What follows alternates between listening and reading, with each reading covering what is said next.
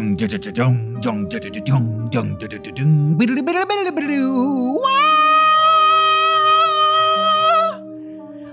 happening, everybody? It's Saturday at 12 noon. You know what time that means, baby. Hey, everyone. It's Derek Lee Roth. You want? Oh, yeah! Derek Lee Roth, rocking out, baby! Derek Lee Roth. Another episode of Mega Strange. Yeah. I once saw David Lee Roth and Sammy Hagar do a show together. And I was so young, I hated every fucking moment of it. One time I was at a concert and this old burnout from clearly he was like an LA scumbag. Yeah. Came up to me out of nowhere. I've told this story on podcast before. He shoved his hand into my face and he goes, "You see this hand? Kiss it. Oh. David Lee Roth did coke off of this hand." What a scumbag story. Yeah. And I was like, cool, Beach House is about to play. Yeah. Is this in LA? This was at Coachella. Oh. About, a couple years back when I was hitting up the music festivals. Welcome, everybody, to today's episode. Welcome. This is the rock and roll episode. Yeah, yeah. Ow, ow. We're going to be talking myths and legends from the music industry today. This is a special episode of Mega Strange, your go-to podcast for all things paranormal, supernatural, unexplainable, strange, weird, or just wrestling. Bizarrely fascinating. And sometimes we delve into the world of wrestling because we're fans of wrestling. Yeah. Shouts out to our guest last week, the incredibly buff Alex Coughlin. Alex Coughlin was such an amazing guest. Yeah, he was awesome. After talking to him last week, was on cloud 9. Mm-hmm. I was just so stoked just to hear his dedication and what life was like in the dojo. We actually went and saw an Alex Coughlin match this past Saturday here in San Diego. They had a luchador wrestling show. It was amazing. Some people out there don't care. Most people out there don't care. But hey, we care. We care because we're fans of his now. But today we're getting back into strange stuff, weird stuff, slick stuff, neat stuff. I like that. I like that. You ever seen that Garth Brooks Facebook video where he it's classic. Asks people to just talk to him through Facebook and he says they're going to get into slick stuff? I don't want to get into slick stuff with Garth Brooks. What do you get a slick on to me, Garth? Let the conversation begin. Let the conversation with the police begin, Garth, because you're being deposed. What did you do? Anyways, so today, this is the myths, legends, and musical myths, and I guess urban legends from the music industry. Yes, the rock and roll industry, and just we're not gonna stick to rock and roll.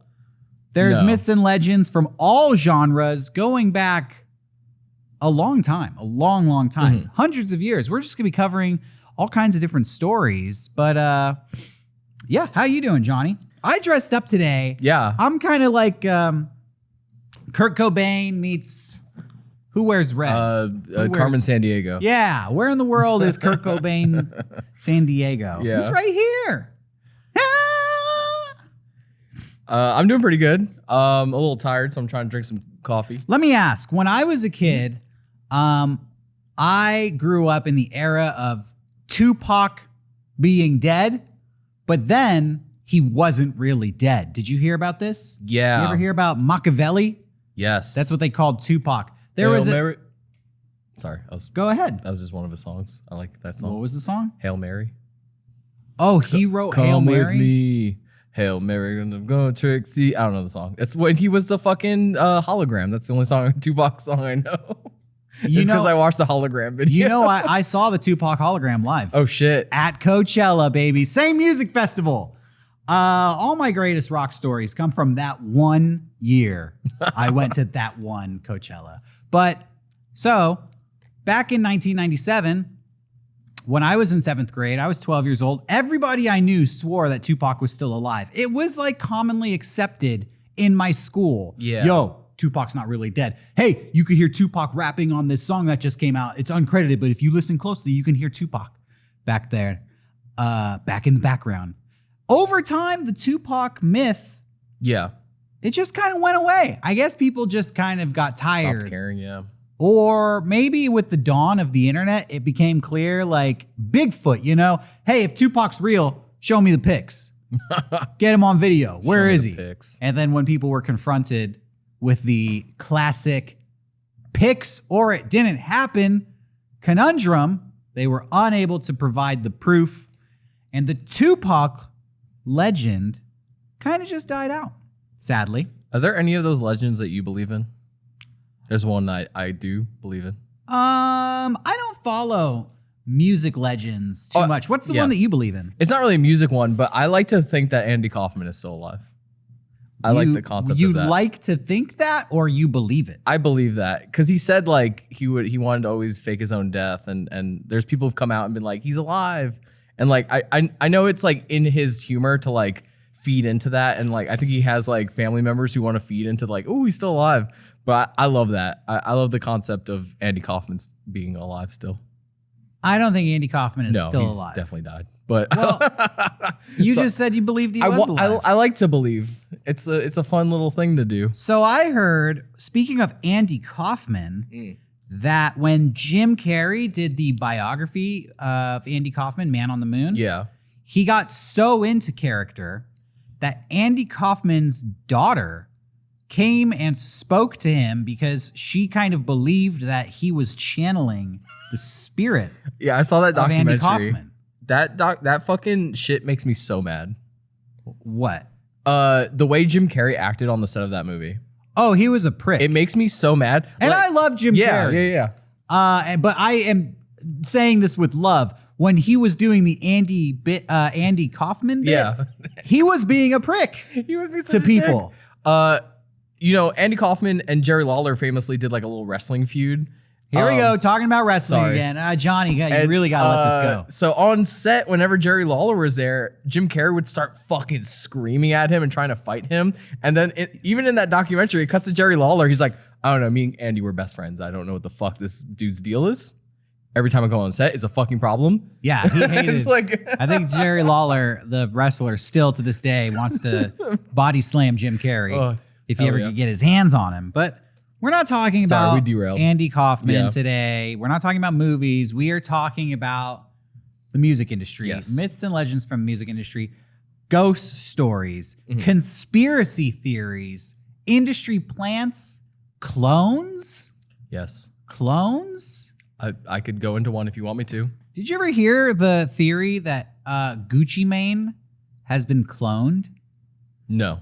So people feel like Gucci Mane, the rapper, has gone through such a transformation. He's buff now. Ooh. His face kind of looks different. They think it's not the real Gucci Mane. Yeah. They say that the real Gucci Mane died around the time where he was sent to prison, and that, you know, the music industry couldn't handle him not being here anymore, so they replaced him. I don't believe that's true because I read the Gucci Mane autobiography, and he was just really overweight when he went to prison. He's like, I'm just going to start working out, and he got super buff. But people out there think that we're cloning music industry superstars. You said you have a story on that? Yeah. Famously, there's one that I love that always makes me laugh about Avril Lavigne. Wait. Avril Lavigne? First of all, can I share a personal connection that I have with Avril Lavigne? Please. Avril Lavigne and I have the same birthday. Not just the day, the year. Oh, shit. We were born on the exact same day. Whoa. Avril Lavigne and I are exactly same age. Oh, shit. Same time? No. That would be creepy. Yeah, you know, I'm going to say it. Same time, sure. Yeah, we're cosmically linked in that way. Let's just say, let me rephrase this. Avril Lavigne is dark side Derek Acosta. Oh, shit. Well, think about it. But I'm talking about the real Avril Lavigne. What do you know about this clone? Yeah. Avril So a lot of people believe in like 2003 that she died. What? When she was 18 years old? Some people think that like after her first album, she couldn't deal with the the fame, and they think she committed suicide. So Avril Lavigne, that would be after Complicated and Skater Boy. Yeah, the album Let Go was with all those hits. Did she have another hit off that album? Complicated, Skater Boy. That's basically it. I don't know. You said she committed suicide? Yeah, so that's the theory, and that she was replaced with a body double. Did they say how Named Jessie. she named Jessie? Yeah. Melissa, sorry. I was getting confused with the Elvis stuff. But yeah, Melissa. There's a photo of Avril Lavigne that I have here that she took. They did a photo shoot for one of the albums, and she wrote in her hand, Melissa. I'll put it on the screen right now. So they think that like she had a friend that looked very similar to her, and they were like best friends, and she was like shouting her out. But like some people think that Melissa is the person that replaced her. You're saying the girl in this picture's name is Melissa? No, people think this is Avril, but they think this is like her, like giving a hint. All these are like stretches by the end. Yeah. Giving a hint to what? I'm sorry, because you said Avril Lavigne died when she was 18. This is when she was 18. This is a photo shoot she did. So she knew that she was going to commit suicide and be replaced? No, I think in the theory, they say that she was friends with this girl, Melissa. Okay. And this was her just being cute, but people use this as proof. Like they're like, oh, but who's Melissa? That must be her body double. Okay. Body doubles have been known to be used. Yeah. Saddam Hussein had a bunch of body doubles. That's the thing. They believe that she had a body double used to like throw off paparazzi and stuff named Melissa. Okay. And that's they think that when she killed herself, they're like, she's too big, Complicated, such a fucking banger. We need Melissa get out there and replace her. I guess the theory would be that Avril Lavigne doesn't write her own music either. So yeah, the music industry just needs like a puppet or something to perform these songs. Yeah, exactly. So it's like vaguely believable, but it doesn't help when like, stuff got exacerbated over time. Like she went to the VMAs a couple years later, and they called they gave her a lower third that said Avril Lavigne. Oh no, they put her name in quotes. So that didn't help. That means that MTV was in on it, and they knew that this was the fake Avril Lavigne. Dude, that's Melissa. A lot of people think that because also like she kind of looks different now.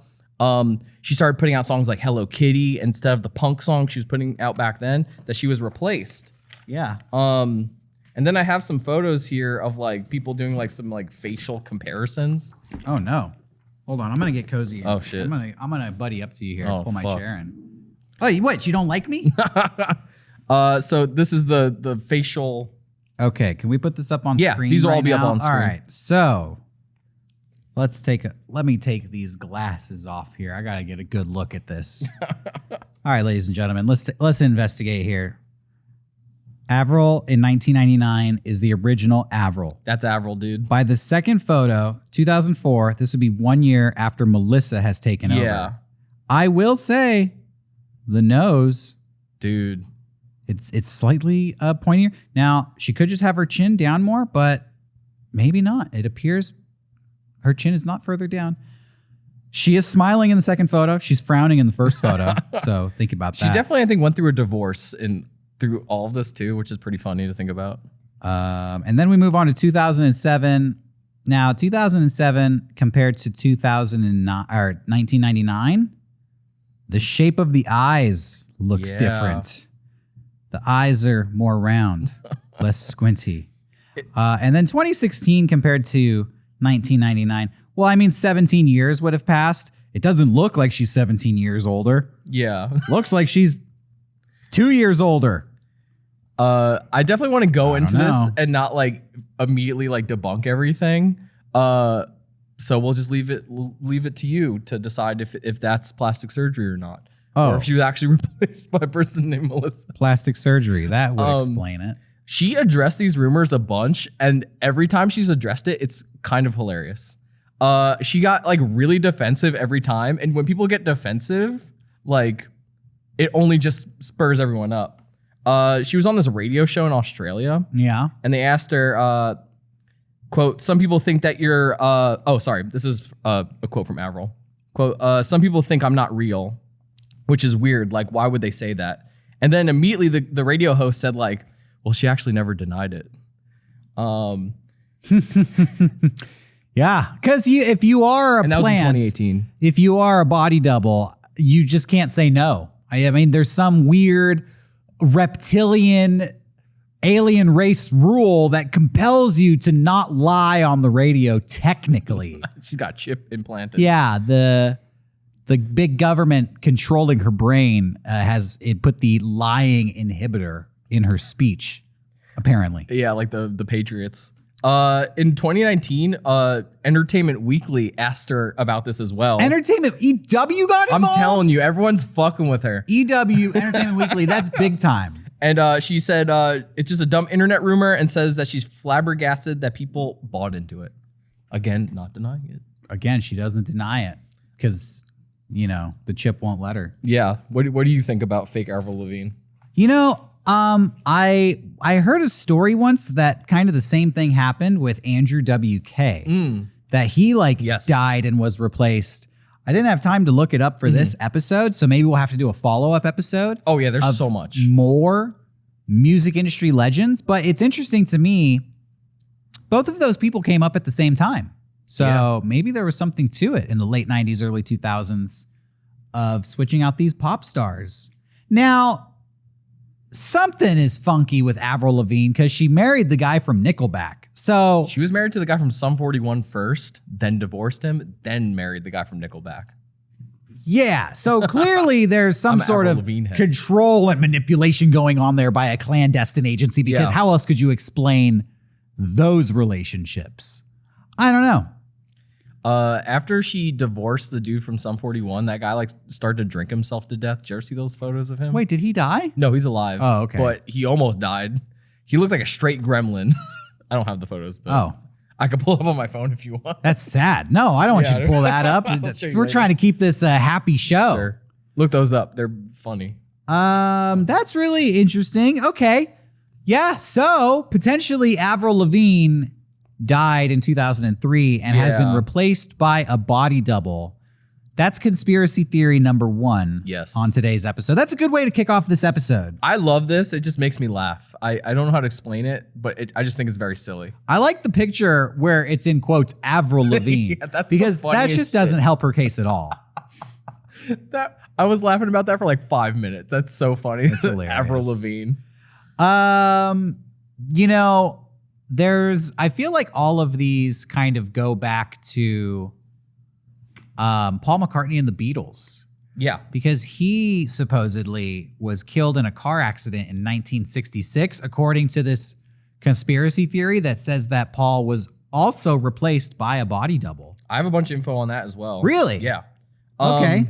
What do you got on the Paul is dead conspiracy? So this one was a little crazy. I tried to, doing research, there was just so much and so many loose threads that I didn't know what to grab onto. So I figured we just chat about it. Yeah, I've looked into this conspiracy theory as well, and it's so vast. Yeah, and very vague at times too. Yeah, it's hard to even make sense of it. And then at the end of the day, it's like, do I even care? Yeah. Like the evidence involves playing a bunch of Beatles songs backwards and having in-depth knowledge about events that happened in the mid 60s. Yeah. It is pretty wild. Why don't you tell us what you know? The rumor claims that he died in November 9th, 1966. Okay. And was secretly replaced with a lookalike. He died in a car accident, right? Yeah. McCartney died in a car crash, and to spare the public from the grief, the surviving Beatles replaced him with the winner of a Paul McCartney lookalike contest. Wait, so did they actually have a Paul McCartney lookalike contest? That's the thing. You can't find any info about this. I don't think they did. Okay. I think that's just the, hearsay at this point. And they found a guy named William Campbell, and other people have also thought this guy's name is Billy Shears. So there's 2 names that are floating around. No one knows the actual name of the Paul McCartney lookalike. And so I think over time, like the Beatles just started feeding into these rumors because I think they thought it was funny. Yeah. There's the classic stuff like I Buried Paul. There's a song. Wait, what? So tell people at home what I Buried Paul is. There is, I think it's in Strawberry Fields. There's a moment where you hear John Lennon saying something. He's always said, he's not alive anymore, but when he was alive, he said that he was saying, I'm very bored. Oh, but okay. You could kind of hear it sounds like he's saying, I buried Paul. Yeah, I had also heard that the reference in, what song is it? Is it A Day in the Life? Where it says, he blew his mind out in a car. Yeah. Is a reference to him dying in a car accident. There's so much. There's like... I heard the news today, oh boy. It's supposed to be about Paul being dead. Yeah. And then there's like, even in Revolution number 9, people think if you reverse it, it says like something dead man. I didn't put that in here, but I just knew about that one. There's so much. There's like, and that one song where he says the walrus is Paul. And on the cover of Magical Mystery Tour, there's a walrus on the cover. Well... And some people think the walrus is a sign of death. The walrus is a sign of death. I've never heard the walrus being a sign of death. This is the thing. In doing research, I found like a lot of people were like bringing it up, and they're like, a lot of people claim the walrus is like a Scandinavian sign of death, which there's no info on. Like they were like, all these rumors fall flat. Also, like, would the Beatles be aware of Scandinavian folklore in the 60s? Possibly. When John Lennon said, here's another clue for you all. Yeah. The walrus was Paul. Yeah. That is in the song Glass Onion. And that whole song is just, John Lennon famously said, I put a lot of nonsense in that song to fuck with Beatles fans because they would nitpick our lyrics so much. This may have been a backlash to the Paul is dead controversy and conspiracy theory. Yeah. And the funny thing is on the cover of Magical Mystery Tour, it's all of them dressed as stuff. The walrus is John. John was the walrus in doing the research. John Lennon sang I am the walrus. Yeah. And performed it. He did. I don't... I've also heard that on the cover of Abbey Road, yes, I have you that. see Paul McCartney is barefoot and walking out of step with the other members. And then here's the kicker that I think is so hilarious. People say he's holding a cigarette in his right hand. But the real Paul McCartney is famously left-handed. Ooh. Which, of course, if you smoke a cigarette, it has to be in your dominant hand. It would be impossible to put it in the other hand, even if it was for a photo shoot. I mean, that just makes no sense. I did most of my research on the Abbey Road cover because it was just cracking me up. Okay. The stretches that people go. So a lot of people believe that this is like a funeral procession. I'll put the album cover up right now. And like, in case you haven't seen it. Yeah. And so like Paul is the corpse and like one of them is there's a whole. So John Lennon would be the priest dressed in white. And then would George and Ringo be the pallbearers? Yes. The pall bearers. It would be a gravedigger, a corpse, undertaker, priest. That is so stupid. And also, why is George Harrison relegated to the role of gravedigger? What? It's because there's 4 of them. They had to come up with fucking something. Sorry, continue. Gravedigger? What did George Harrison do? That's basically like trash man. Do you know what a gravedigger is? Yeah. That's like a poor man, like blue collar laborer, like go dig a ditch so we can throw a dead body into it. Doinky. Whoosh, get to work. What are you waiting for? George Harrison deserves more than being a gravedigger. And then Ringo's an undertaker. Yeah. Like he's gonna do the tombstone. Yeah, he's gonna like build the coffin for Paul. Is this the Old West? They don't have undertakers. I mean, they do have undertakers, obviously. But when I think of Undertaker, I think of like, Clint Eastwood movie. Like, I'm going to need 4 coffins. So Paul is also barefoot. So a lot of people think that's like a symbolism for being a corpse from some place, like similar to the Scandinavian thing for the walrus being death. Like some people think that him not wearing shoes is a sign of being a corpse, which is also a stretch because you can't find any info on that as well. Well, to that I can speak just in doing like, I I don't know. I feel like I came across something once in film studies. Yeah. Where bare feet is kind of synonymous with being dead. And think about it in the term of like toe tags on a corpse. When you think of corpses in the mortuary, it's always bare feet sticking out with a toe tag on. And then I think there was another thing I saw once. I don't remember where it was, but it was this idea of like, it was something that had to do with dead soldiers in a field after battle. Okay. And their shoes would be taken by the living soldiers because shoes were in short supply and were a hot commodity. And so you couldn't use your shoes if you were dead, and therefore you didn't need them. Okay. So I do think that there is something about bare feet and the symbolism of being, of being dead. Yeah. Okay. So there is that. There is yeah. that. We'll draw that connection. There's a Volkswagen in the album cover as well. I'm sorry. Hold on. Let me look at this. Does this say it says 28F? 28IF. Okay, 28IF. And people try to interpretate it as Oh, I know this one. Oh, yeah, go for it. If Paul McCartney were still alive, he would be 28. Yep. At the time of this album's release, which I went on to read was not true. He would have been like 27. Yeah. Also crazy to think that they're that age when they made this album. Were they older? No, they broke up after this album too. Yeah. So they were definitely like in their 20s when they split up. That's fucking crazy. Yeah. So what have you done with your life? Yeah, I'm older than they are here. So yeah, all that. I looked into it because it was just making me laugh, like the concept. I wanted to know if the Beatles had ever talked about any of the symbolism in Abbey Road. Okay. Of the cover, and it was killing me. They all just said this street corner is right near their studio. Yeah. They walked out, took this photo, and that was it. Paul wasn't wearing shoes because he claimed it was a hot day out. Yeah. Okay. So I just thought it was funny to hear like them be like, no, it's nothing. Well, that's bullshit because if it's a hot day, then the street's going to be extra hot. Exactly. So you're going to want to wear shoes. Yeah. So clearly you're trying to tell the world that you are a body double and you want to let the world know because you want it to blow your cover. I don't know. You know, there's a whole documentary on this. Yeah.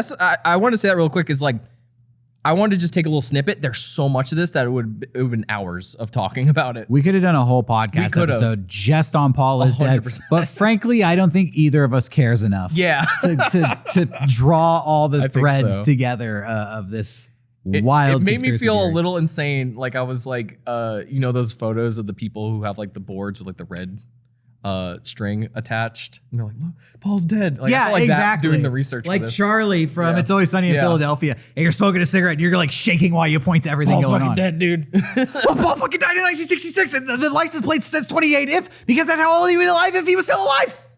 I think this rumor was like my dad when I was a kid played me the White Album and started telling me about this stuff about Paul's dead, and I thought that was so cool. I think that's why these rumors stay alive. It's like I feel like it's a fun thing to tell people. Oh yeah, I mean that's why we do this podcast. Yeah. To me, whether it's true or not, people believe it and they actually exist. Yeah. That's the same way I feel about Bigfoot. I don't know if Bigfoot's real. Yeah. But there are people that think Bigfoot is real. 100%. And they are real. And that's interesting enough for me just to get into the topic. Exactly. That's all I have on Paul being dead. Avril is dead. Avril is dead. Paul is dead. Paul is dead. Gucci Mane has been cloned.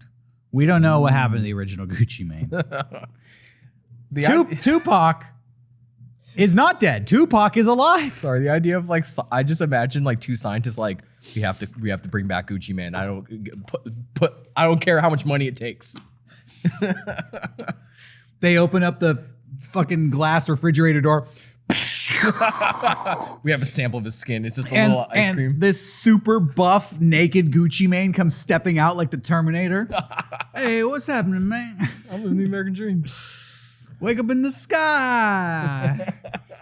You know I'm super fly. I think you just wrote a movie. I would watch that Damn, movie. we get Gucci Mane. He's an actor too. I saw him in Spring Breakers. He can act in it. Well. Yes. What else do you got for us? I also wanted to go into the realm of like the really famous ones, and I have stuff on Elvis being alive. Yeah, so let's talk about Elvis.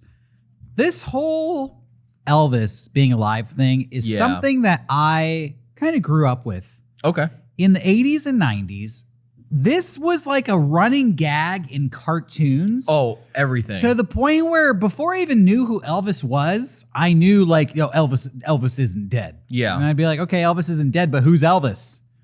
And you hear the voice like, hubba hubba love. Thank you, honey. We're gonna see you later. And in every cartoon, you just see like a sleeve or rhinestone encrusted pant leg, and it was just like a big folklore thing. Elvis is still alive. Yeah, it's crazy how like I don't think there's a child who doesn't know who Elvis is. Like he just stayed relevant for forever. Like that's crazy. That's like timelessness. Sorry, you got me thinking about that. Yeah. Let's talk about how Elvis. Sure. Do you know how Elvis died? I think famously on the toilet. I think he had a heart attack while he was taking a shat. Yeah. I believe. Now, I didn't look that up. That's just me recalling from my own mind. That might be completely wrong. Same. TMI. Every time I like take a really massive shit. What? I think about Elvis dying and I'm like, this might be the one. If they're never mind. Well, you haven't seen Sopranos, We're gonna cut that out. But there's a character in Sopranos who dies taking a shit on the toilet. He goes out Elvis style. So that's the way to go. This wig is really itchy. Can I? Yeah, we'll take it. Dude, fake Derek. The Derek clone. Look at that thing. I think somebody like sprayed that with hairspray or something. Oh yeah. It's like it has a life of its own. I think that's from the Ava video. Ugh. Oh shit. Anyways, I'm enough of a rock star with my black hair. Yeah. Oh, I could breathe better. Dang, that was really constricting me. Okay, so Elvis supposedly died while taking a Duke. Yeah. In the late 70s, or was it the early 70s? Do you know? No. Well, sorry. It was sometime in the 70s. I want to say it was either 72 or 77. Those are the two dates in my mind. Yeah. Regardless. Yeah, because for me, like, I tried to do a lot of research on like, is he still alive? And that stuff was so not interesting. But there were certain elements about other things that I thought was way more interesting. I think in doing research, there was a lot of like, he changed his name to Jesse, and there's like some photos of a guy that kind of looks like him. And I was like, okay, like he's just off. Like if he is alive, he's off somewhere. Now, why would Elvis fake his death? Do you know? This is where I grabbed information because I thought this was hilarious. By the way, hold on. Yes. Before we get into Elvis, the conspiracy theory and urban legend, let's talk about confirmed real life Elvis. Okay. You ever listen to any Elvis albums? Yes. My dad occasionally would pop some Elvis on, and then I remember they put out like that Elvis compilation in the early 2000s, like of his greatest hits. Okay, so you've never like explored just his album discography? No, I've heard like the hits. Okay, yeah, that's where most people are. Yeah. So Elvis had one like really groundbreaking album that The Clash parodied the cover of it. So it looks like London that Calling, London Calling looks like, I think it's introducing Elvis Presley, or it might just be Elvis Presley. And in the 50s, it's all those smash hits, everything you kind of associate Elvis with. Yeah. But he went on to release like 25 albums. Yeah. Like not studio best of hits. This motherfucker was like writing albums for the next 20 years. Yeah. Including all of these shitty albums in the 60s, like Elvis Beach Party, Elvis Joins the Army, Elvis Marries His Cousin or some shit. And there's one in particular that always makes me laugh so hard because he released an album called Clam Bake. Elvis Presley's Clam Bake. Oh, man. And I haven't listened to Clam Bake. I'm pretty sure it's regarded as like his worst album of all time. But needless to say, Elvis was the king of rock and roll. He was also the garbage man of rock and roll. We don't ever talk about how far the king fell. Yeah, he was like doing Vegas shows, right? Towards the end? Yeah, and that was actually a revival of Yeah. his career because after, like, towards the late 60s, he went so down in popularity that it's almost like he invented what went on to be a pretty popular thing for musicians to do. My fan base is not mainstream, but I have older fans that are nostalgic for the good old days and they want to spend money to come see my show. So I'll do a permanent residency in the capital of entertainment, Las Vegas. He was the first guy to do that, really, and that's why Las Vegas is so closely associated with Elvis Presley. He kind of like set the standard for think so, yeah. I what never you're really thought supposed to about do that. there. Yeah, now Britney Spears is doing this. I think Mariah Carey had a residency there for a long time, and a bunch of like EDM artists from 10 years ago are doing the same thing. I can never tell if that's like the final nail in the coffin for a career or if that's just like turn your act into like you don't have to tour, you just go one place and do my fucking show. Like I can't tell if that's like a cool thing to do or a lame thing to do. Being like a Elvis a Las Vegas kind of staple. I think getting old is lame. Yeah. And it's a cool thing for old musicians. Yeah. You know what I mean? Yeah. 100%. Obviously, you're not young and hip and hot. You're not touring and taking over the world. This is a different phase in your life. This is the autumn of your life where things are slowing down. I ain't going to tour. People are going to come to me. Yep. I'm not coming to your town. You're coming to my town. I'm not sleeping in a bus. I'm sleeping in a presidential suite. You're sleeping in a bus. I've heard those hotels pay an unbelievable amount of money to do those types of shows. I think Patton Oswalt talked about it, and he said like they said. Well, that's their whole business. Yeah, they said you're gonna do 2 hours, and he was like, "What?" And then they threw him out on the stage, and he said it was just a comedian was on before him. The show ended, and they're like, "All right, $1 shots," and then fucking everyone got hammered. And he said he just stayed on stage, and everyone just went like Ratatouille for like an hour, and he got paid like $1 million. Yeah. So I guess at that point, you're just entertaining drunk older folks, and you're getting paid a lot. Is it cool? No. Is it fun? Probably making a lot of money. Well, so Elvis started that. If you want to take this show to Vegas, I'm down. Someday when we're old and gray and nobody watches our podcast anymore. Yeah. We'll do a live show in Vegas. By the way, I would love to do a live episode of Mega Strange someday. Oh, yeah, me too. I'm down. In a theater, get some people to talk about their strange experiences. This would be a good time to pause on this episode and rewind back 2 episodes when we were hunting UFOs. Yes. In Seattle. A lot of people commented on that episode with their own stories of UFOs and UAPs. I was surprised by how many fans and listeners we have out there who have had their own personal experiences with unexplained phenomenon in the sky. Next time we do an episode on UFOs, which I'm sure we will, because actually some people left some comments about really interesting events that I'd never heard of. There's so much. There's so much out there to talk about. Next time, I think we might have to share some of our fan base's stories. Sure. Some of the lesser reported instances from the people on the streets. Oh, shit. The mega strangers out there. Anyways, now back to our regularly scheduled program. Yes, Elvis. Yeah. So Elvis died. Isn't that a movie he did? I don't know. Yeah, so he died. People think that he faked his own death. And the most interesting thing for me was the reasons why he faked his own death. Some people think he was connected to the Mafia. Have you heard about this? I haven't heard about it, but I wouldn't be surprised. So there was a book written. I'm probably going to butcher this person's name. It's like Gail Brewer Giorgio. Yeah. They nailed it. Oh, I think I did. And in 1988, they wrote a book called Is Elvis Alive? And in their research, they had found FBI records of Elvis being associated with them. And they were kind of like, I got to dig into this. So what did they find out? So the big thing that they think is, hold on, give me a second here. He had to go into witness protection program because the FBI had enlisted Presley as an undercover agent in 1976 to help the agency infiltrate a criminal organization called the Fraternity. The Fraternity? Yeah. Weren't we watching Wanted earlier? Yeah. And the group in that movie is called the Fraternity? Yeah. So that might be like a thing that comes up in urban legends a lot, but yeah, that's what they stated, that it was like Elvis was helping with the FBI to infiltrate this crime organization called the Fraternity.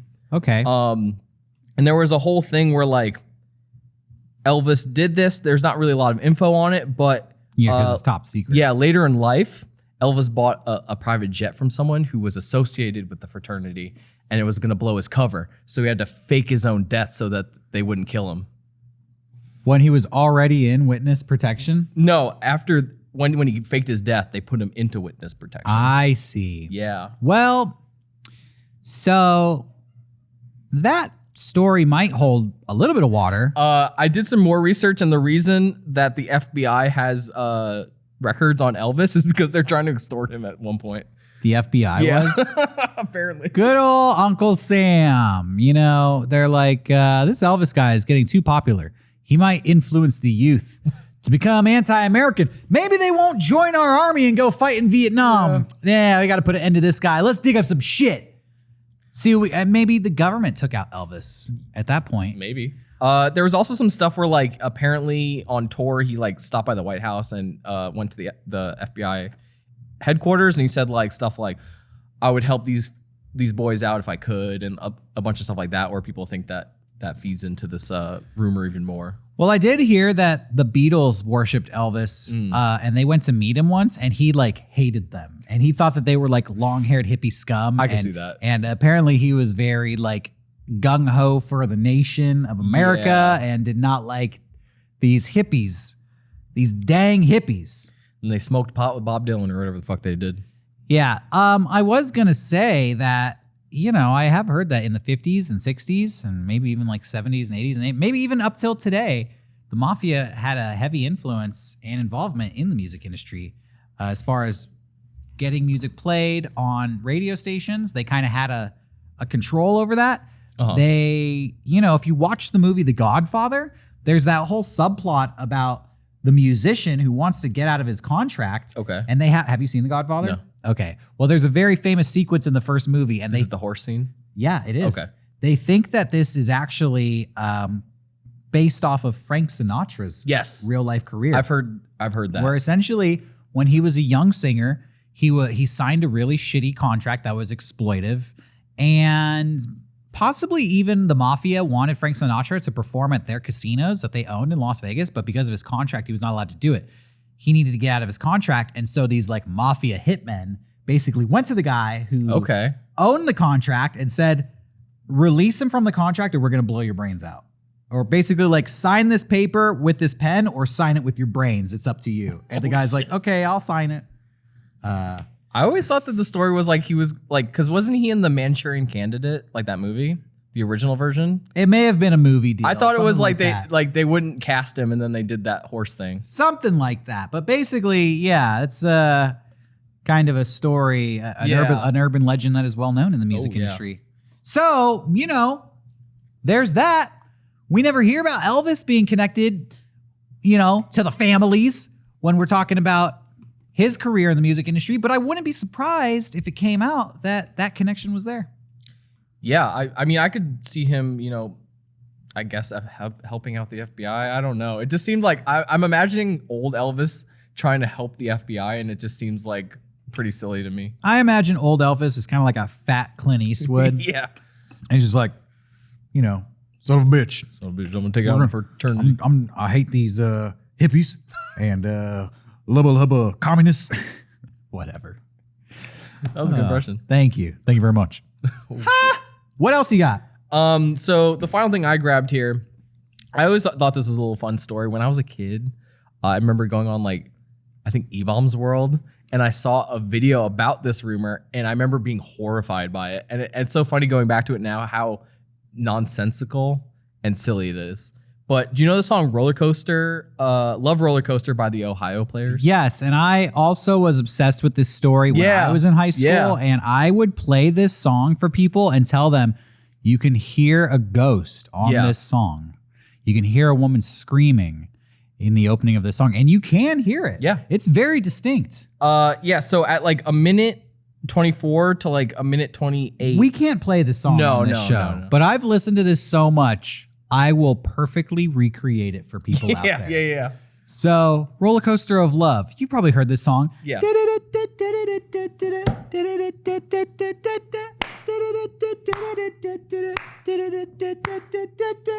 Yeah. Roller coaster. Yeah, in that opening like riff while they're just warming up, you listen closely about a minute, and in the background you hear this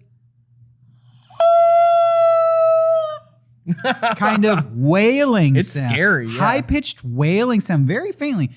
You would never notice it until you're listening for it, and then you can never not hear it because it's so distinctly there. So the thing I found said like the scream kind of resembles a female screaming in panic. But you're saying it's a ghost? Okay, so I've heard it's a ghost. I've also heard that it's a live recording of a woman being murdered. Yes. That's the rumor I have right here. So the big one is that it's the woman from the cover of the album. Yeah. So I'll put the album cover up right now. The main rumor is that this woman, when they were taking this photo, when you think about it in hindsight, it's pretty silly to think that they were taking this photo the same time they're recording the song. That's what the rumor states. Right. That's and the honey I've got stuck to her or something. Let me tell you, because like I said, I was obsessed with this in high school. Yeah. You researched this. I didn't. I'm going to hijack this story. No, go for it. The way I remember it from high school was in the liner. So on the cover of this album is a woman pouring honey into her mouth. Yes. It's very sexual. Ooh. If I remember correctly, though, in the liner notes of the album, there's photos of her like covered in honey. Yes. Like on her legs and stuff. And she's like on a glass mirror. Yes. And what I read at the time was that for the purpose of the photo shoot, it wasn't real honey. Mm. It was, excuse me. I'm getting agitated here. It was some sort of liquid. Mm-hmm. Maybe it was an adhesive. I'm not sure. But whatever it was, as the story goes, it stuck to her legs. Yeah. And when it solidified in some way. And when they tried to remove it, it like peeled the skin off of her legs. And it scarred her. Mm-hmm. And it ruined her modeling career. Yes. And so while they were recording Love Roller Coaster, she went and confronted their manager about the situation, and he killed her. Yeah. While the tape was rolling. So that screams her getting murdered. And I could even go further and say I have heard the manner in which he killed her was to throw her out of a window. And what you hear is her screaming as she falls past the Ohio player's window. They're recording, and in the background it's That's so funny. But you never hear her hit the bottom. Dude, that is really comes from a place where a person doesn't know how recordings work. Like just think they're jamming. It must be. Like they don't realize it's all like multi-tracked and stuff. But yeah, continue. That's it. That's the story that's what I have as well. That shit always like I said, I think I was on E-Bombs where I was a kid, and there was literally like a very early video that was like only text and spooky music, and it was like Windows Movie Maker like would transition on the screen and say all this information. I remember sitting there like, if you're interested in this, you can pause this episode right now, go on YouTube, look up Love Roller Coaster by the Ohio Players. You'll hear the scream within the first minute or so of the song. Yeah. You listen for yourself and then come on back, continue this episode. Thanks for looking all that up. Yeah, no problem. I have a couple of things, but I wanted to wait because for me, it's all, I went down a rabbit hole in my research. I was looking at the Paul is Dead stuff as well. But then I kind of got sidetracked by, well, I'm just going to get into it. Yeah, please. The devil and rock and roll. Okay. They go back a long way. The devil went down to Georgia? The devil went down to Georgia. And there is a long history of supposedly people selling their souls to the devil in exchange for incredible music ability. Okay. Now, not only has this happened more than once, but this goes back hundreds of years. But possibly the most famous instance of this supposedly happening is with the blues singer Robert Johnson. Yeah, I've heard this story before. You've heard of Robert Johnson? Well, I've heard the story. Okay. They made a movie about this called Crossroads in the 80s. Now, supposedly, Robert Johnson was a blues singer from Mississippi who was born in 1911. Not a lot is known about Robert Johnson. No. He only had 2 recording sessions in his entire life. Okay. 2 recording sessions ever. And from those 2 recording sessions, only 29 songs were recorded. And yet he has gone on to be one of the most influential musicians of in American history, because his music was rediscovered later in the 50s and 60s by all of these great rock and roll icons like Eric Clapton, Jimmy Page, Jimi Hendrix, and so on and so forth. Well, supposedly, when Robert Johnson first started making music, he was a fucking shitty guitar player. That it's like, have you ever heard of the blues musician Son House? No. Let me tell you something. I saw an interview with Jack White once. Okay. And he said that his favorite song was by a musician named Son House. That's how I know Son House. Well, apparently Son House knew Robert Johnson when he was a little boy, and he said that he remembered Johnson being a competent harmonica player, but an embarrassingly bad guitarist. Holy shit. That's how Son House described him. Okay. Now listen to this. When Johnson was 18 years old, now I want to reiterate, nothing was known about this guy when he was alive.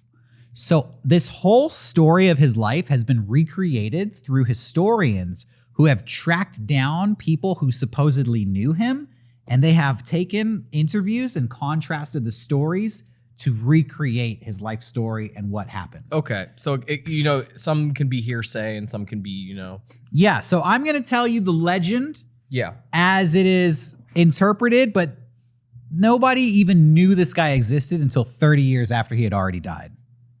But apparently when he was 18, he got his girlfriend pregnant, and she died while giving childbirth. So 18 years old, his baby and his would-be wife passed away. Some Jersey Devil stuff. And the family of the girl blamed him because they said he had sold his soul to the devil by trying to play this devil's music. Okay. Blues, non-secular music. That's what they said. Well, being 18 years old and having that happen, that's got to be heavy stuff. I mean, you got to be depressed, probably going crazy, probably in a really dark place. And I point that out because this would be the time where he supposedly made his deal with the devil. Oh, shit. And as the story goes, Johnson, who had never known who his father was, heard a rumor that this guy's your father, and he's in this other part of town. And so he left the area where he was living, a town called Robinsonville, and he headed off to Martinsville. And I'm going to say he was probably depressed about his wife and child dying. They say that he met up with a guy named Ike Zimmerman. A Jew. And Ike, no, he was a black guy. Oh. Maybe Jewish, I don't know. I don't know. But I doubt it. Probably Southern gospel Christian.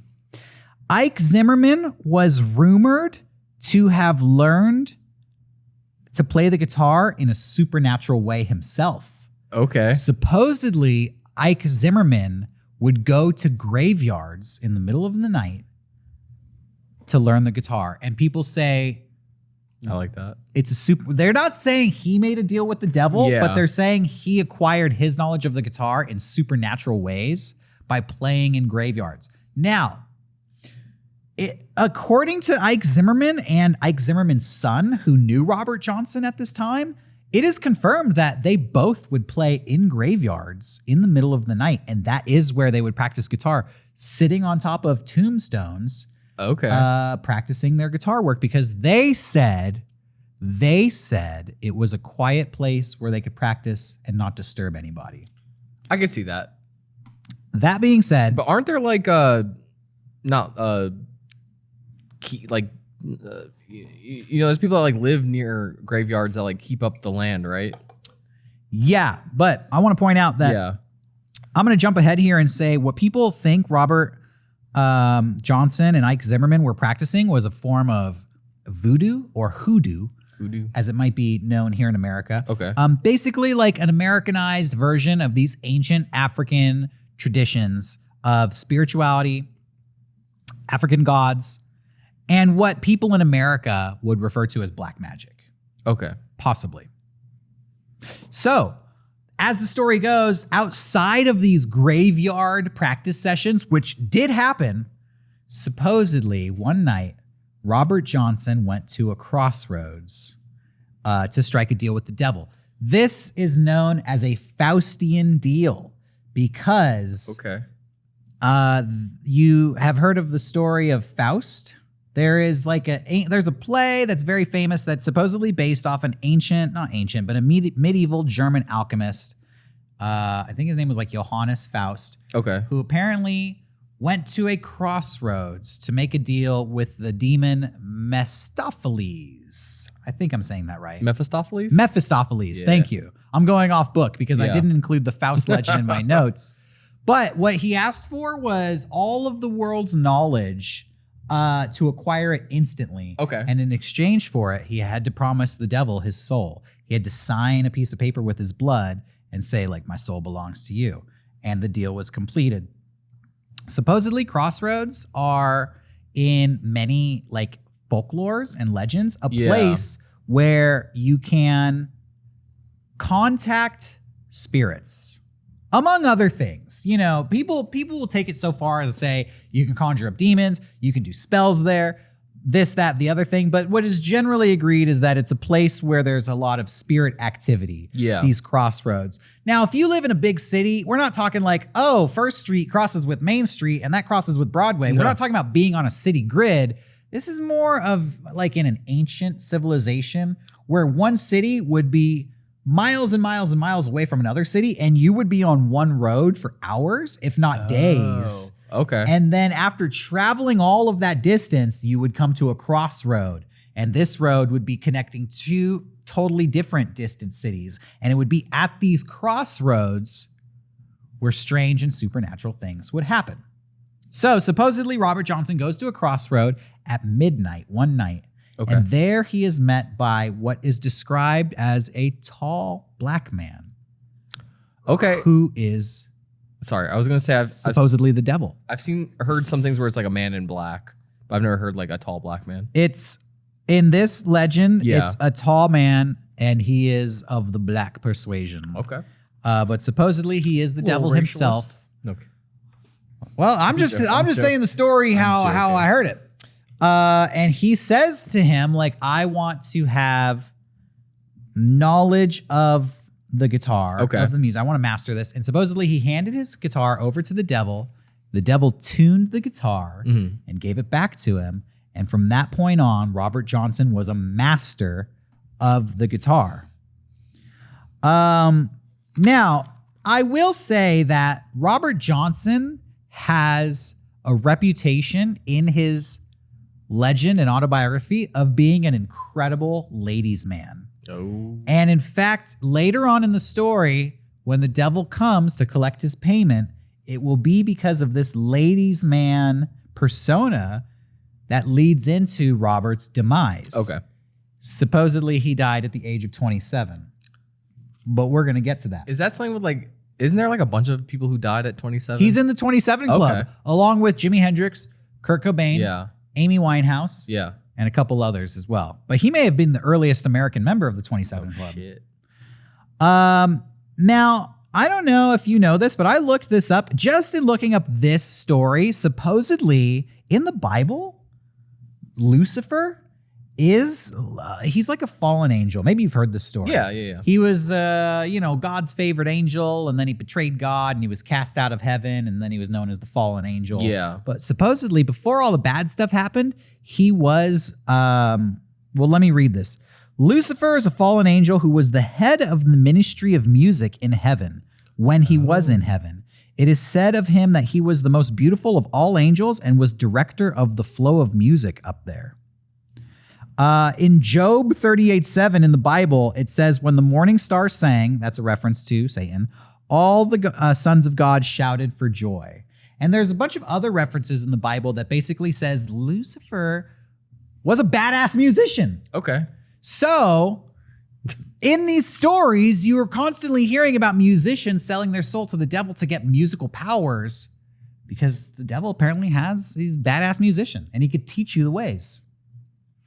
But other people say that in addition to getting the ability to master the guitar, and really, it can't be said, people consider Robert Johnson to be a guitar master.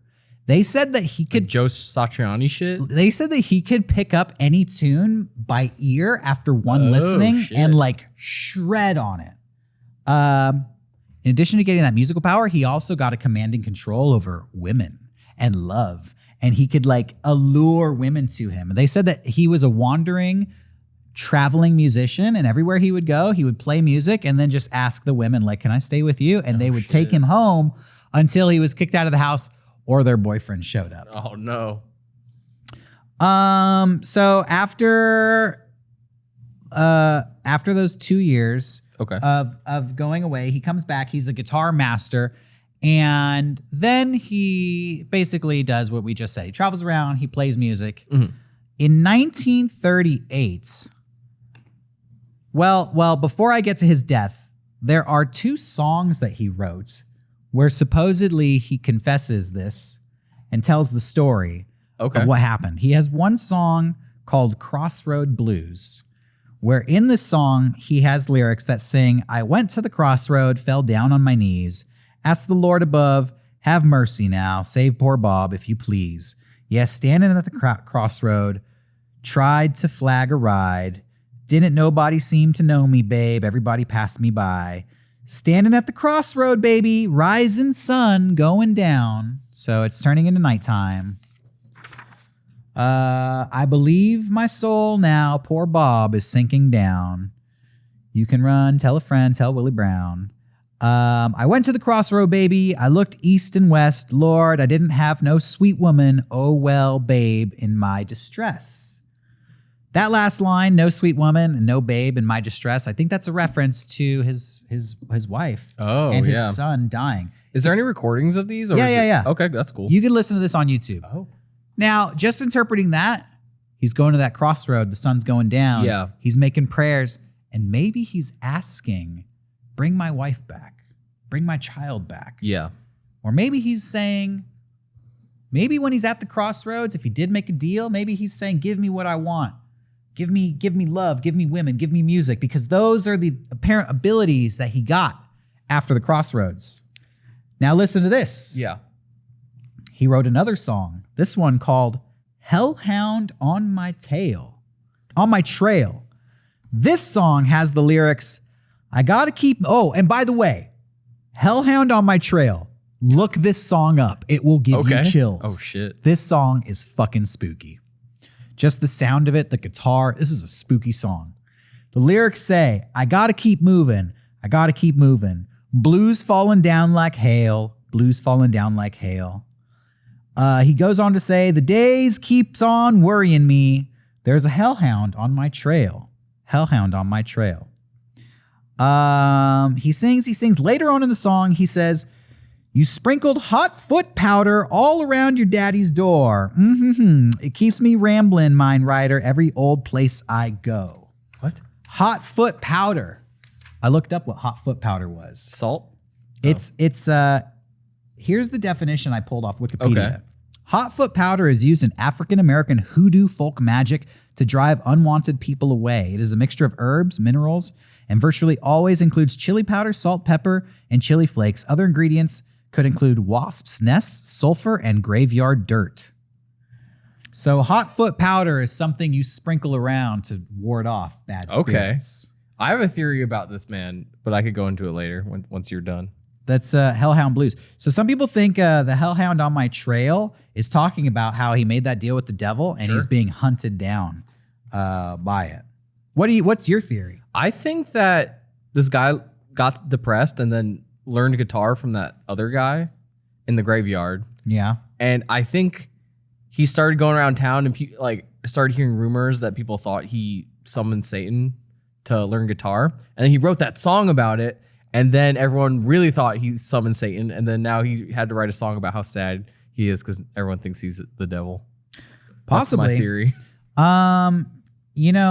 Son House, who said he was an embarrassing bad guitarist, later on in his life was interviewed and did basically imply, like, I believe that Robert Johnson sold his soul to the devil. Oh, shit. Okay. He basically says, I believe that legend to be true. What some people think, so because of the hot foot powder reference in this song, it's funny because I was doing research and there was this one critic who's like, Robert Johnson didn't practice hoodoo. That nobody would have practiced hoodoo back then. They were all Christians in that area. But then he makes this hoodoo reference in this song. That is true. So some people think that there is this mythological god named Papa Legba, who they say maybe instead of the devil, Robert Johnson contacted Papa Legba. Okay.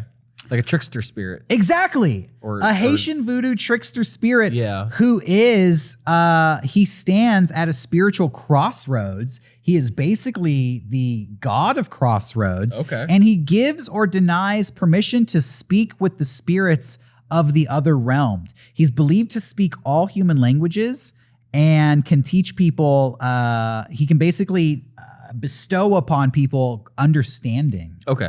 Quote unquote understanding. What I find interesting is he is commonly associated with dogs. Like Anubis? Yeah. Which will come into some things I bring up later. Sure. Just weirdness with dogs and hellhounds and things like that. You just made me realize I'm sure it comes up later, but there's a Led Zeppelin song. Isn't there one called like Black Dog or something? Yes, and I have something about Led Zeppelin. This might be a long episode because I'm not even halfway done. So what happens with Robert Johnson? Yeah. Remember I told you nobody knew about him until 30 years after he died? Okay. Nobody knew when he died. He basically disappears from the historical record. That's what happens. There's just stories about him and records of him, and then boop, nothing. When was this? Was this the 1900s or? 1938. Okay. Oh, and I should mention, he had another wife pass away. After he learned guitar, before he went on the road, it happened again. So he was cursed. Everyone he loved, all the women he truly loved, died on him. So, as the story goes, researchers and historians were able to contact people who supposedly knew Robert Johnson. This is the story of his death that has been recreated from these interviews. Okay. Supposedly he died by drinking poisoned whiskey. Like cyanide or? Well, I say supposedly because nobody can quite figure out if he was poisoned, what the poison was. Yeah. Because all of the poisons available at the time don't quite match up with his symptoms. But apparently he was out drinking one night, was drinking some whiskey, and then died slowly over the course of the next 2 days. Like vomiting up blood and just having a horrible death. Some people say that it was the jealous lover of one of his girlfriends. Okay. Supposedly he was in a bar one night and somebody handed him a bottle of whiskey that person claims was poisoned, and his friend slapped it out of his hand and said, "Don't you ever drink a bottle that you never saw open." Yeah. And he's like, "Don't you ever slap whiskey out of my hand." And later that night, that same person handed him another poisoned glass of whiskey, and he drank it and died mysteriously at the age of 27. Or maybe it was just his time to go because he had to pay the piper. Dude. Either way, he disappears from the historic records and goes on to live in infamy as America's most famous musician who supposedly sold his soul to the devil. Now, I have a story here. Let's move away from Robert Johnson because he's not the only person who's made this deal with the devil. I have a song here that I want to play for everybody. A song that has supposedly been written by the devil. Oh, shit. Can I tell you this story real quick? Yeah. This is from a composer who was alive in the 18th century named Giuseppe Tartini. This song is called The Devil's Trill Sonata. That's right, true and real. The Trill Sonata. Oh, Trill Sonata. I'm going to play it in a second.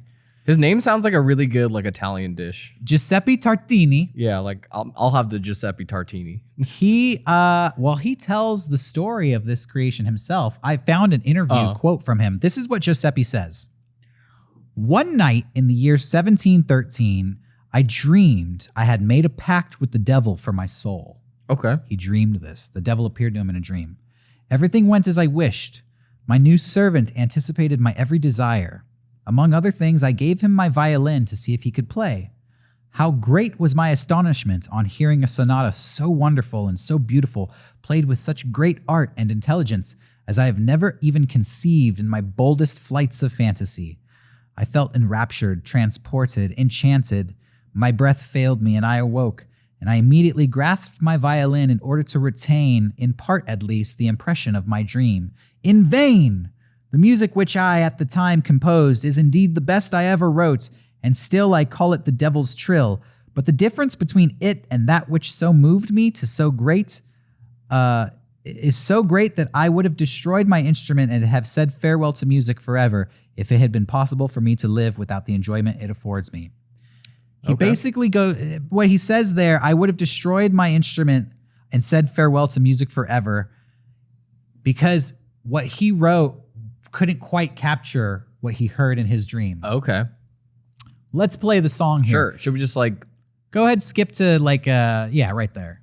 Just so you can get a feel for it. Now, Giuseppe Tartini apparently at the time was considered a mediocre violinist. Oh shit. But this song is complex even by today's standards. Because it has so much virtuosity. Yeah. What they call trills, which I'm not even sure what a trill is, but either. Basically just complexity and layering in the rhythms. I'm gonna let people get a taste of it here. You're watching a video and the man's hands that's playing the violin is like baffling. It's like some Dragon Force shit. He says he heard this in a dream, but what he heard in his dream was essentially 1,000 times better than this. Whoa. Also, he dreamed it was the devil playing a violin.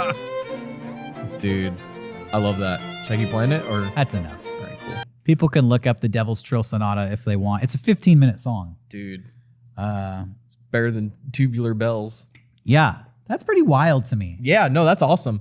I think there's didn't like the dude from Aerosmith say like a song came to him in a dream as well? Like didn't Dream On come up from a dream? Dream On! I heard that Stairway to Heaven came in a dream. It's funny, like Stairway to Heaven is a hilarious, like I think they ripped that song off 100%. Well, they ripped off a lot of songs. Yeah. But, yeah, there's a lot of like blues songs that they just kind of wholesale stole.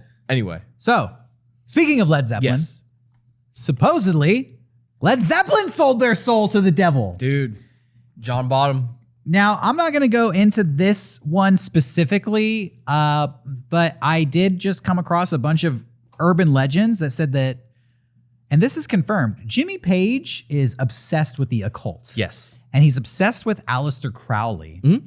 And he's obsessed with just kind of New Age magic and the New Age magic movement. He even joined Aleister Crowley's secret society called OTO. Supposedly, Jimmy Page made a deal with the devil, and he sold his soul, Robert Plant's soul, and John Bonham's soul. Oh, shit. But not the fourth guy. No. Who's John Paul Jones? Yeah, I think so. Yeah. Yeah. Maybe it was John Paul Jones got in and John Bonham didn't. Like, Point is, three out of the four members sold their soul to the devil, and the fourth guy didn't. Yeah. You know what's weird? Led Zeppelin has like personal sigils. You ever know that? No. So those little symbols. Oh, yeah. With the fucking Grim Reaper dude or whatever. Yeah, the hermit. They have individual symbols that represent them, and they put them on all their album covers. And a sigil is like something used in magic and spells and stuff. So just to kind of illustrate how much Jimmy Page was into the occult. I'm not even a Led Zeppelin fan, and I'm surprised how much I know about Led Zeppelin. It just clicked in. I was like, oh, I know all this information. Yeah, probably. My dad is really into Led Zeppelin. Everybody's dad is really into Led Zeppelin. Okay, so I don't want to go I'm going to do a hard turn here, Sure. everybody. My next story isn't so much about Led Zeppelin, but it's a little dark rabbit hole I went down in researching this, because I found out that since Jimmy Page was so obsessed with Aleister Crowley, he actually bought a house that had belonged to Aleister Crowley. Okay. And since we're talking about Crossroads, and since we're talking about portals, this house is supposedly the site of a ritual that Aleister Crowley performed that was like a mega black magic ritual. Apparently it took him 6 months of abstinence from sex and alcohol to ramp up the magical energy and leading to this house. Apparently he bought this house and like redid the architecture in a way to facilitate this black magic event. But as the story goes, supposedly he was interrupted in the middle of it. Okay. And after conjuring like all of these demons into the house, and including Lucifer, was unable to seal them back. And so the house has been infested with those spirits ever since. Okay. And I just want to talk about this house because this house is fucking gnarly. You're making me realize how much Ghostbusters is based off of Aleister Crowley. Really? Because it's the same thing where like a scientist built that building to be the most paranormal place in the world, and it like opens a portal to whatever to bring Gozer. Sorry, I wanted. Okay, yeah. They probably went right on it. Okay, so the house is called Boleskine House. Okay. Guess where it's located? Boleskine? On the shores of Loch Ness. Oh shit! Yeah, it's one of the only houses there, and apparently. Does Jimmy Page still live there? I want to visit this house. He sold it in 1992, and the house burned down in 2015. Dude, but we're gonna get to that. Okay, we're gonna get to that. This site that the house is built on is the site of an ancient cemetery and Scottish church, also known as a kirk, as they would call it. Listen to this. Sure. The Kirk of Boleskine is what it's known as. It's an ancient Scottish church. And according to a historian, this is psycho. You're not going to believe this. I hope you're sitting down at home. I'm sitting down. In apparently there was, I don't know what you would call this, a pastor. So the guy who ran the church parish named Thomas Houston. Sure. Who lived from 1648 to 1705. Apparently he was in charge of the Boleskine church and had to go to battle with a local notorious wizard named Oncrunier Freisal, which translates to the Fraser Crowner or maker of circles. Listen to this. You got me hooked with. He had to go to battle with a wizard. He had to go to battle with a Scottish wizard because the wizard had raised the bodies of corpses in the churchyard, and Thomas had to, quote, make haste to lay them to rest again. Okay. This happened in sometime between 1648 and 1705. Sometime later, after the zombies were put back in their graves at this site where the house was built, the church is said to have burned to the ground during a sermon, killing everyone inside. Now, if that is not already the site of some fucked up haunted shit, we have wizards raising zombies, and then the parish who puts the zombies back in the grave all die in a fire inside the church. I can't not imagine a fucking like wizard, like a Merlin ass wizard. Yeah, in like the year 1670. Exactly, with like Johnny. long fucking fingernails. Exactly. This is Mega Strange at its finest. Check this out. Moving forward, a bishop in 1762 found the church in such disrepair that he reported that human bones had littered the grounds, so much to the point that dogs would come and chew on the bones and carry them around. Okay. Dogs. Sounds like a Bloodborne level. Hellhounds. Again, we're talking about these dogs. Okay. I just want to tell this story to reinforce the point that this is some fucked up, dark, demonic grounds. Demonic crazy. This is the spot where dark shit happens, and we haven't even scratched the surface of it. So soon after the bishop found the church, Colonel Archibald Fraser bought the property Okay. and started building what would become Boleskine House on the charred remains of the church. The house remained in the Fraser family until the year 1899, when it was sold to a 23-year-old named Aleister Crowley. Oh, shit. 23 years old. Oh, yeah, I didn't even think about it. Aleister Crowley, is that the guy? There's like that famous photo of like that dude with the little triangle hat on. That's him. That's him? Okay, I just wanted to make sure. He was supposedly a Satanist. Yeah. He came up with that term, do what thou will. Okay. But he was also a member of a New Age secret society spiritual movement called the Golden Dawn, which had Arthur Conan Doyle, the author of Sherlock Holmes. Yeah. And it was a lot of like famous poets and artists of the turn of the century era were members of the Golden Dawn. But apparently the Golden Dawn broke up because Aleister Crowley would cause so much infighting and basically like made a movement to leave it. Dude, Aleister Crowley's sick. All right, you're on board. He has the Ozzy song written about it. So by the time Aleister Crowley takes control of Boleskine House, this place is already haunted and evil as shit. Yeah. Which is exactly why he wants it to do his super black magic ritual.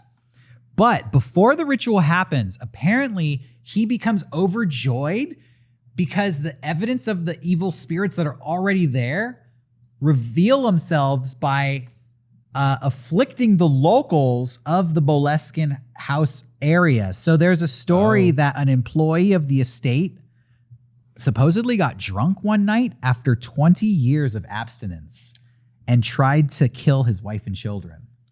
Okay. That's one story. After Aleister Crowley took possession of the house, the groundskeeper went crazy, Shining style, tried to murder his wife and child.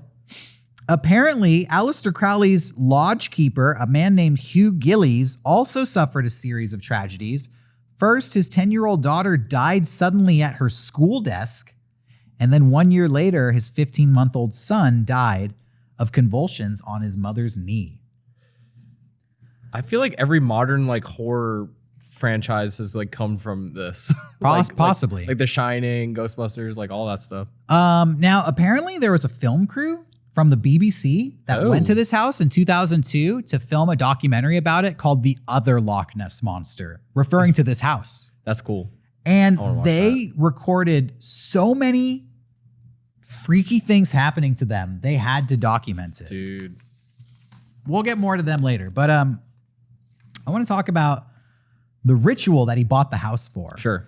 So apparently he needed a very specific architecture. Essentially, he needed a house in more or less a secluded area.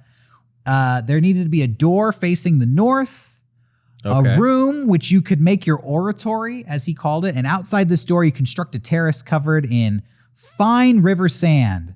And this would constitute a lodge where the spirits could congregate. This is genuine. Like, I have chills right now. I'm imagining this man just in this giant house, which is like a room that's empty called the oratory. Like, that's freaking me out. Oh, he wasn't alone. He was like having orgies and sacrificing animals. That's what the ritual was. Dude. Now, apparently he wrote about his experiments in this house and said, the demons and evil forces had congregated around me so thickly that they were shutting off the lights. It was a comforting situation. There could be no more doubt of the efficiency of the operation. Holy shit. That was his reports on this. It is said that Crowley had summoned 115 spirits into the house, including Lucifer, as reported by the BBC when they were making their documentary. Dude, more than the Haunted Mansion. Yeah. No, the Haunted Mansion is 999. Oh, yeah, never mind. So not quite as many as the Haunted Mansion. Yeah. So as I mentioned, he embarked on a 6-month power-giving black magic ceremony, but it was interrupted in the middle of the ritual by his Grand Master, the head of the Golden Dawn, who had called him back to Paris. It is claimed that Aleister Crowley did not have time to banish the spirits he had brought to Boleskine. So that's when things got really fucked up. Okay. Eventually, he moved out of the house. And Aleister Crowley was around in like 1911 up to through the 20s and 30s, kind of the same time as Robert Johnson, who we were just talking about. Okay. So another guy buys the house and in the mid 1960s commits suicide in Aleister Crowley's room, shooting himself in the head with a shotgun. But what is strange about this is the suicide was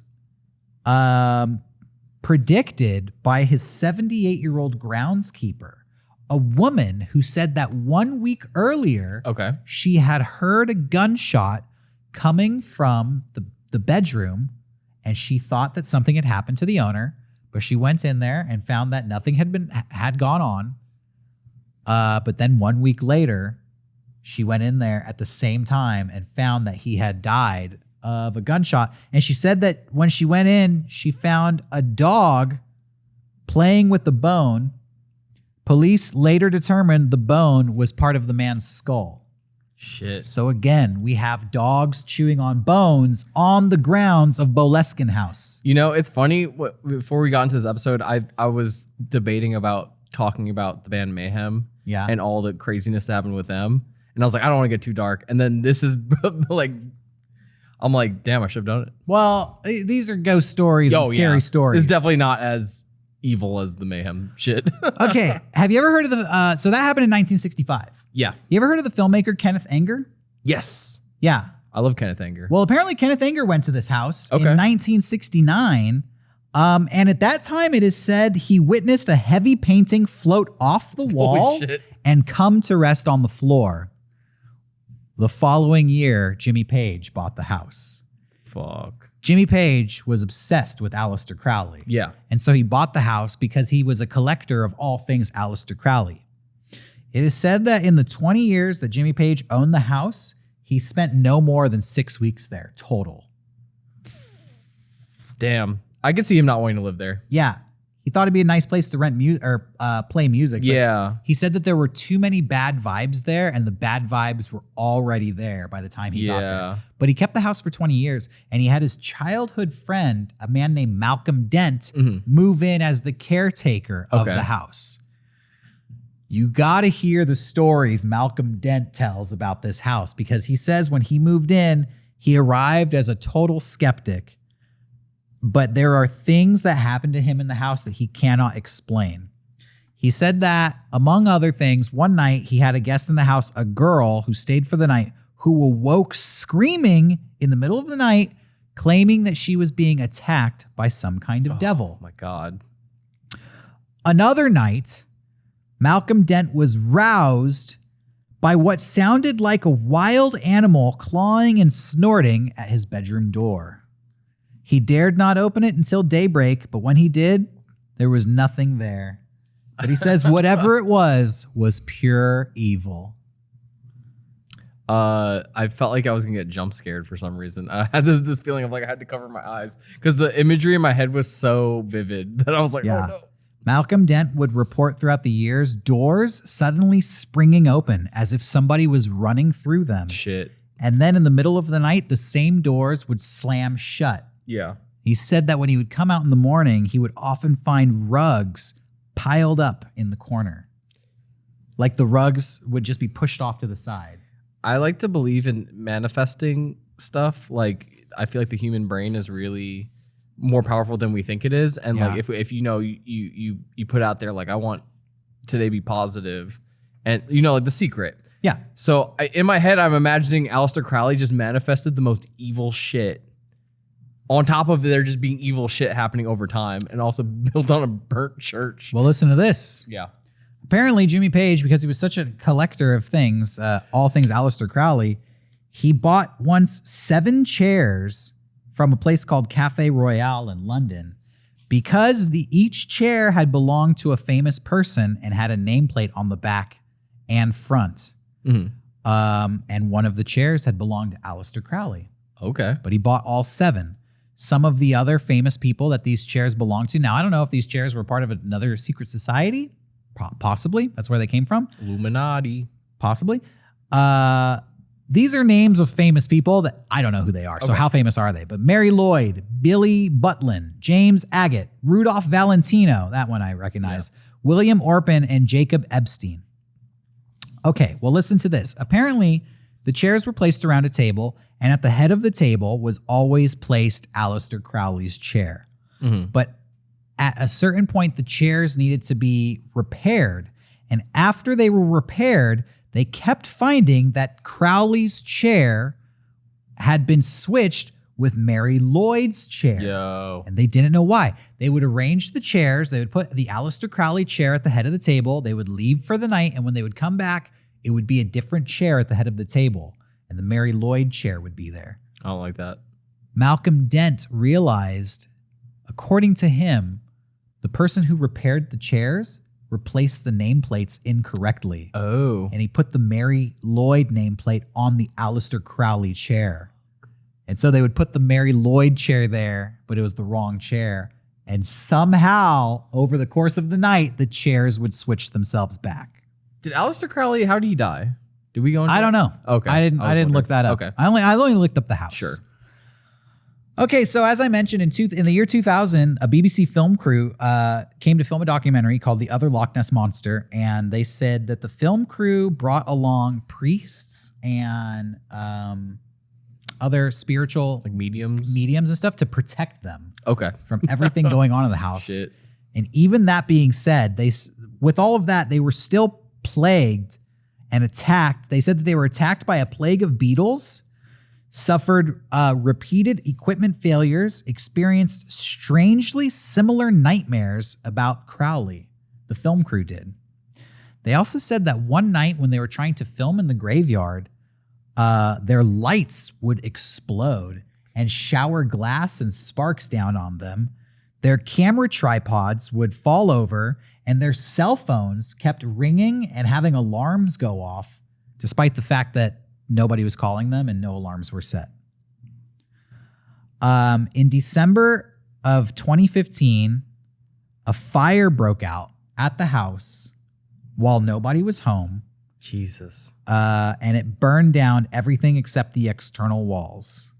Are those still up or did they demolish? The walls are still there, and currently nobody owns the house, but it is owned by like a society that's trying to rebuild it and turn it into like a public monument so that the public could visit it. So are they trying to build it like the same way They're trying to rebuild it up. Yeah. That'd be cool. But it keeps like catching on fire. Fuck. Because I guess it caught on fire again in 2019 and they don't know why. So that is the story of Boleskine House. I'm starting to think every bad thing that happens in society is because of Aleister Crowley. Maybe. I think he made the world fucked. I don't know. Well, thank you for sharing that. That was this awesome. story was fascinating. Yeah. I just, when I heard about this house, I just kept looking and the rabbit hole went so deep. As soon as I found out that supposedly a wizard had raised zombies in the graveyard, I was sold.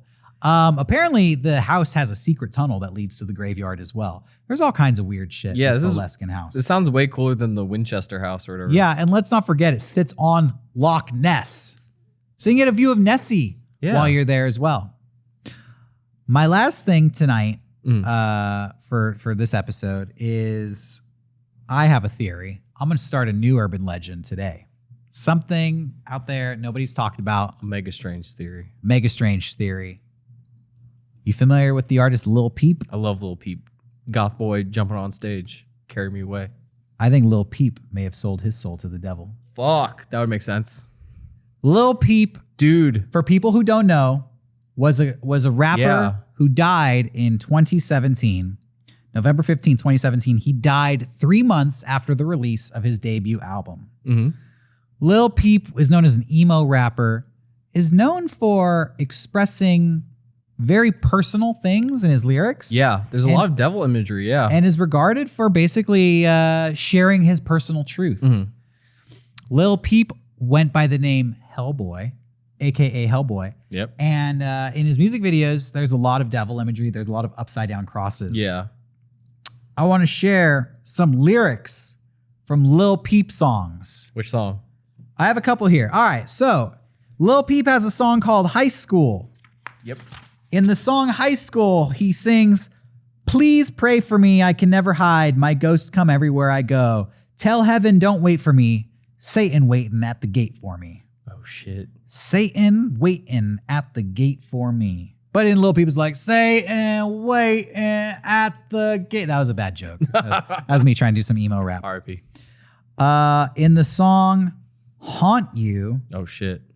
Lil Peep sings, I could do anything I want to, bump Lil Peep. When I die, I'ma haunt you. I could live forever if I want to. I could stop time, but I never want to do that again.